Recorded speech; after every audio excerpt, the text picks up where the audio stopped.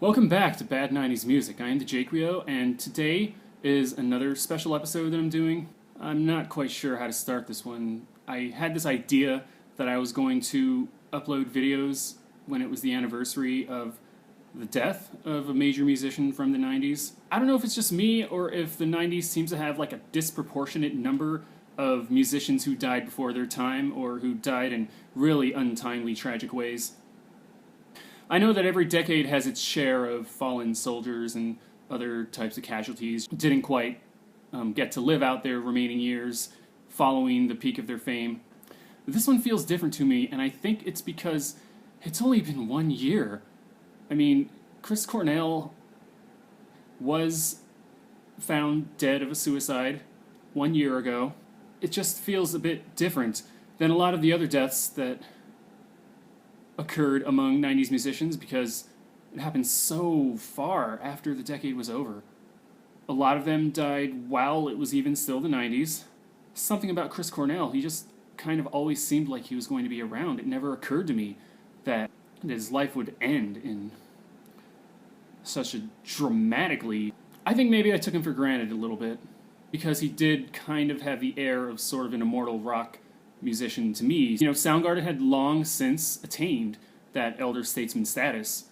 And they even had a comeback. It's still really hard for me to believe that he's gone. I can't even imagine what his family, his loved ones, and his friends, people who knew him, are going through on a day like this. My heart just goes out to all of them.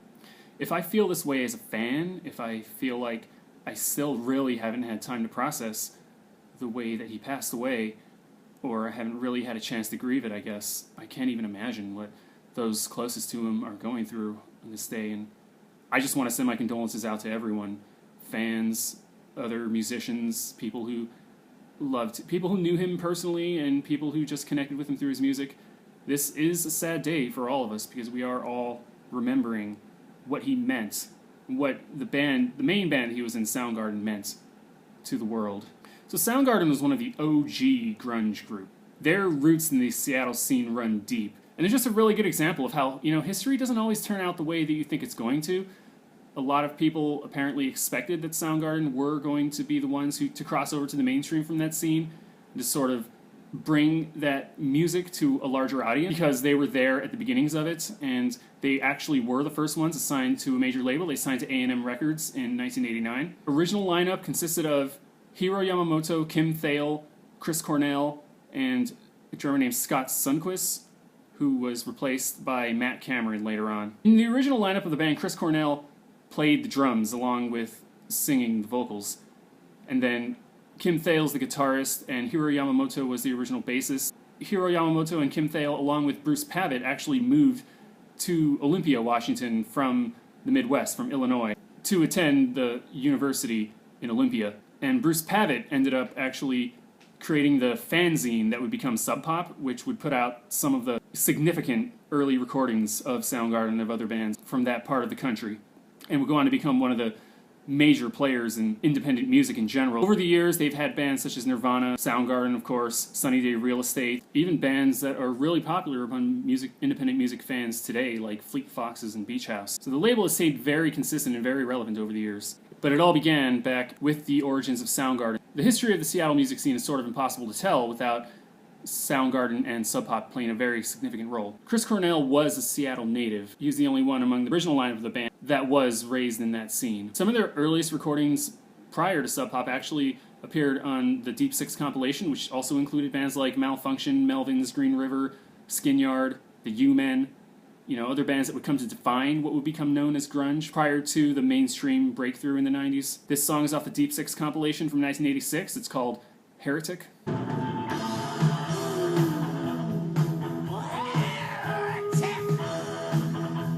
So the original grunge sound was meant to evoke a cross between bands such as MC5 and the Stooges as well as more mainstream hard rock bands like Black Sabbath and Led Zeppelin, and Soundgarden are a pretty good example of that sound. This recording in particular sounds a lot like a lot of underground rock of the 80s. Kim Thayil was always a very huge fan of the Butthole Surfers, and that was reflected in some of his playing and some of the songs that he wrote.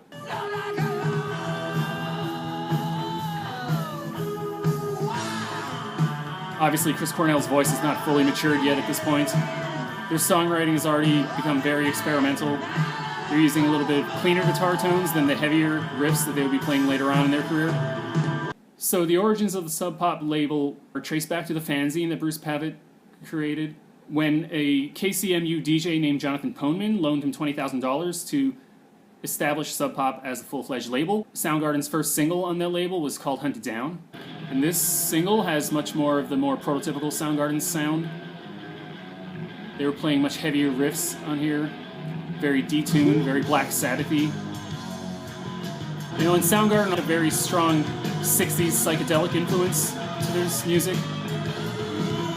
It was kind of a cross between the psychedelic music of the 60s, the heavy metal music of the 70s, and the alternative or underground punk and post-punk music of the 80s. You know, they kind of mashed all of that together into a big stew. Soundgarden, by the way, was named after a structure that was in Seattle. It was supposed to be something that when the wind blew through it, you could hear music, or you could hear it make certain sounds, and it was just basically this art installation called Soundgarden. Soundgarden released 2 EPs on Sub Pop called Screaming Life and Fop in 1987 and 1988. Later on in 1990, they were collected into a single disc. In 1988, they actually signed with SST Records, the legendary independent label run by Greg Ginn of Black Flag, and they released the album Ultra Mega OK on it. This is the first single from that album. It's called Flower. Already I hear a lot of very psychedelic guitar tones. The intro is very kind of dreamy, kind of weird. And then the heavy guitar parts come in. Chris Cornell's singing has become a lot more melodic by now. You know, and this sounds very like throwback metal in the context of these times. Metal music in the mainstream really didn't sound anything like this in 1988, but in this sound you can hear a lot of the roots of later Soundgarden material. They would put out a lot of stuff that sounded like this, except maybe a little more professional, a little more melodic, and better structured than this, but the roots in the sound basically lie here. So Soundgarden themselves were very disappointed with the way this record turned out. They worked with a producer that was chosen by the record label because they could get a better deal working with that producer. Soundgarden expressed later on that their producer really didn't understand what was going on in Seattle at that time, and I guess they just didn't have a good rapport with him. They didn't have a good communication with him, and that's why the record turned out the way it did, and that was why they decided to call it Ultra Mega OK. It wasn't exactly what they wanted. They thought that it wasn't totally bad either, so it's kind of like super duper alright. Ultra Mega OK. Then in 1989, they signed to A&M Records and released the album Louder Than Love. This is the song Hands All Over from that album, their major label debut. Again, they're playing a lot of heavy riffs, but it's not strictly metal. There's a really strong psychedelic undercurrent running through a lot of it. You know, whether it's the guitar effects or the melodies that they're writing.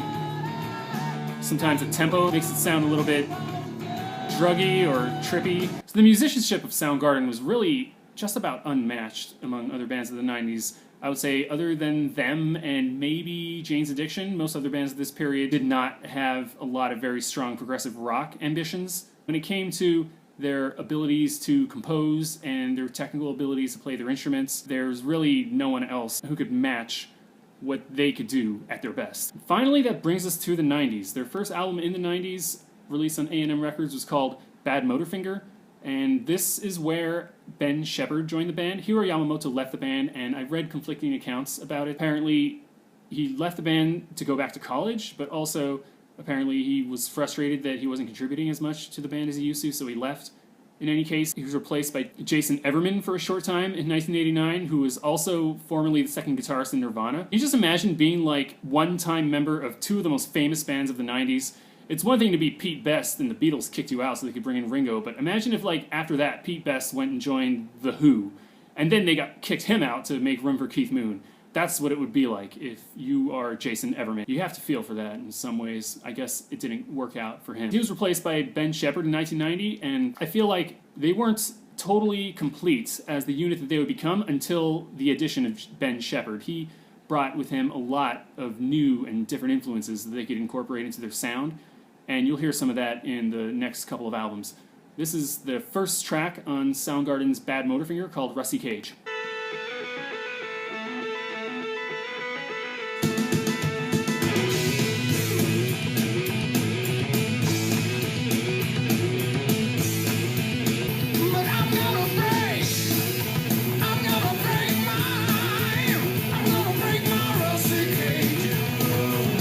Ever hip to the sounds of new contemporary bands, Johnny Cash actually covered Rusty Cage. You know you're doing something right as a band when Johnny Cash covers one of your songs. But I'm gonna break my rusty cage and run. So this album, Bad Motorfinger, in 1991 did end up being Soundgarden's breakthrough to the mainstream. However, it was a little bit overshadowed by Nirvana's Nevermind. Nevermind that, they still managed to get a few songs to get pretty heavy rotation airplay on MTV and on the radio. This is the first single from Bad Motorfinger called Jesus Christ Pose. I'm actually kind of surprised this got as popular as it did, you know? This is pretty harsh and aggressive, even for 1991. I mean, at least Nirvana had the decency to write a few pop melodies, you know, before getting harsh. Yeah, this reminds me a lot more of the underground rock stuff they were doing in the 80s than anything on a major label at the time. This is Outshine. This probably ended up being the biggest single on the album. It's got that heavy, sludgy, metallic sort of grunge sound, and then it goes into like this melodic, almost upbeat sounding pop melody.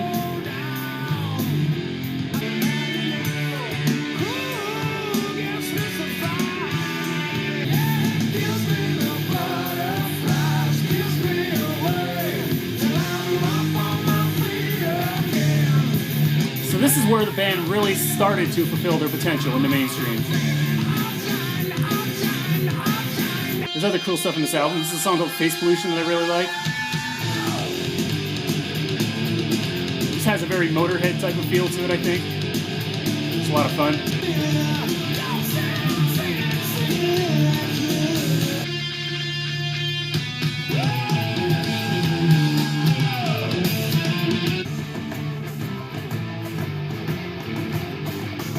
In 1994, Soundgarden released Super Unknown, and this is where they really started to blow up. This album debuted at #1 on the Billboard charts and just produced hit after hit. There was 5 singles released from this album. Spoon Man, the one you just heard, Fell on Black Days, My Wave, The Day I Tried to Live, and Black Hole Sun.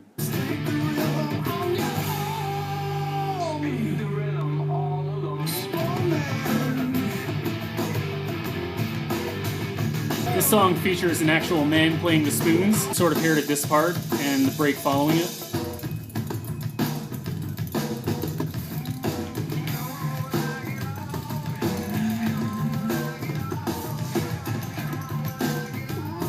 This is the song Fell on Black Days. This is one of their extremely bleak, despairing songs. Soundgarden always had dark and depressing music and lyrical content. A lot of times in music when someone is really blunt about the emotions that they feel, or someone just has a lot of dark energy in their music, a lot of times it can be viewed as sort of an exaggeration, or, oh, you know, come on, you can't be that sad, you're a famous rock star, blah, blah, blah.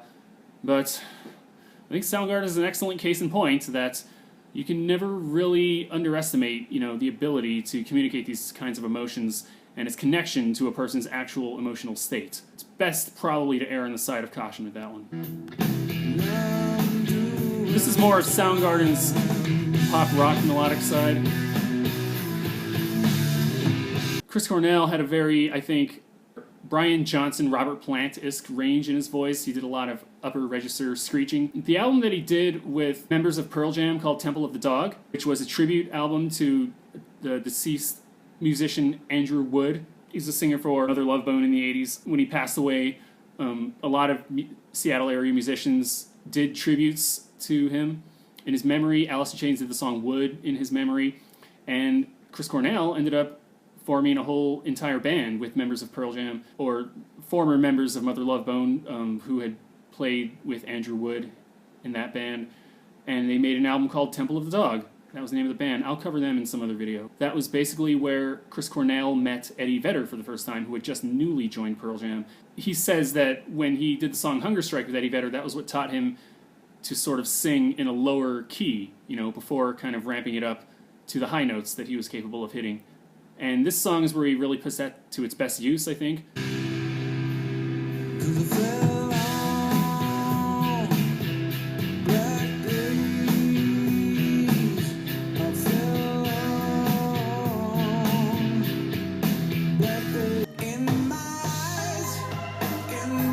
This is Black Hole Sun. This would end up becoming their biggest hit. I think primarily on the strength of this really weird psychedelic music video they made for it. One of the more nightmarish visions, I think, of the mid-90s. The music video for this song was directed by Howard Greenhall. It depicts kind of this natural-ish disaster tornado thing happening in the sky. And it's happening in the backdrop of this like weird mirror image suburbia setting. A lot of 90s videos did stuff like that, kind of like freaked out versions of normal, ordinary, mundane sort of trappings. The whole album is good. It ended up being their biggest selling album, went multiply platinum. This is a song I really like from it called Fresh Tendrils. To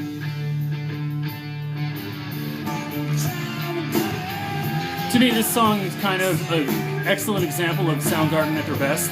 It's got the heavy riff, it's got very melodic singing in it, but it's also very aggressive. It's got a little bit of a tricky time signature to it, and it just kind of explodes on you in this weird, crazy rainbow of noise and destruction right here.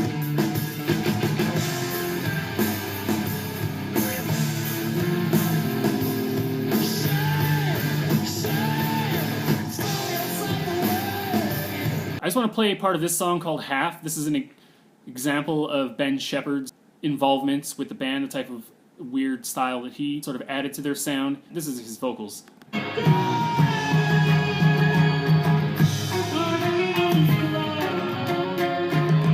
It's got a little bit of a more Eastern influence to it, I guess. After their commercial peak with Super Unknown, Soundgarden released one more album in the 90s called Down on the Upside. This is the single Blow Up the Outside World. Chris Cornell singing with this weird distorted filter on his voice. It's harkening back again to that old psychedelic style that they had. You know, Soundgarden sound a little bit tired on this album. The songs on it are a little closer to normal rock and roll than to heavy metal. They were never a full-on metal band, in my opinion, especially on this album. It kind of comes across like they don't care that much about being heavy anymore. They're still very good. This song is called Ty Cobb.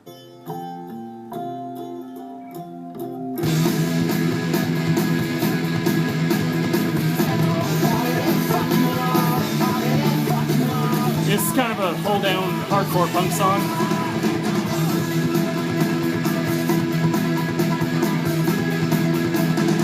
My favorite song from it is called Burden in My Hand.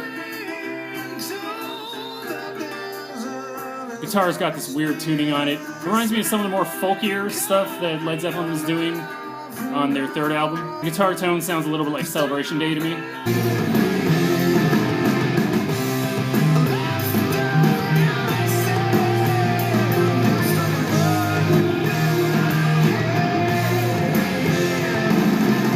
Down on the Upside wasn't nearly as successful as Super Unknown. By this point, Soundgarden had been together for more than 10 years. At least certain members of them had been in the band for that long. The rest of them had been around for quite some time as well. They played their last show in Honolulu, Hawaii on February 9th, 1997. There was a little incident on stage in which Ben Shepherd threw his bass into the air because he was frustrated with something that was going wrong with the equipment and kind of walked off of stage, just walked out in the middle of the show. So the band went backstage, and Chris Cornell ended up coming out and finishing the show solo. And then on April 9th, they broke up, and that was basically the last anybody heard out of them in the 90s. Chris Cornell did go solo following the breakup of Soundgarden. He released his solo album Euphoria Morning in 1999, and I'm going to end with the first single from it called Can't Change Me.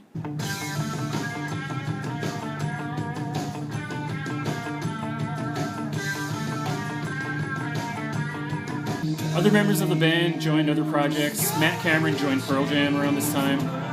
Kim Thale joined Jello Biafra, Chris Novoselic from Nirvana, and Gino Manuel for a project called the No WTO Combo, and played in a handful of other projects after that. Ben Shepherd was in a band called Wellwater Conspiracy, who released one album in 1997 called Declaration of Conformity. Soundgarden did reform in 2010 and put out another album. They released King Animal in 2012. Apparently the members of Soundgarden are scheduled to perform at Northside Festival in Denmark on June 8th this year, following the death by suicide of Chris Cornell 1 year ago to the day. So I hope that show goes well for them, and I hope everyone involved in the life of this group, of these incredibly historically significant musicians, I hope everyone is coping well, is striving to recover. Rest in peace, Chris Cornell.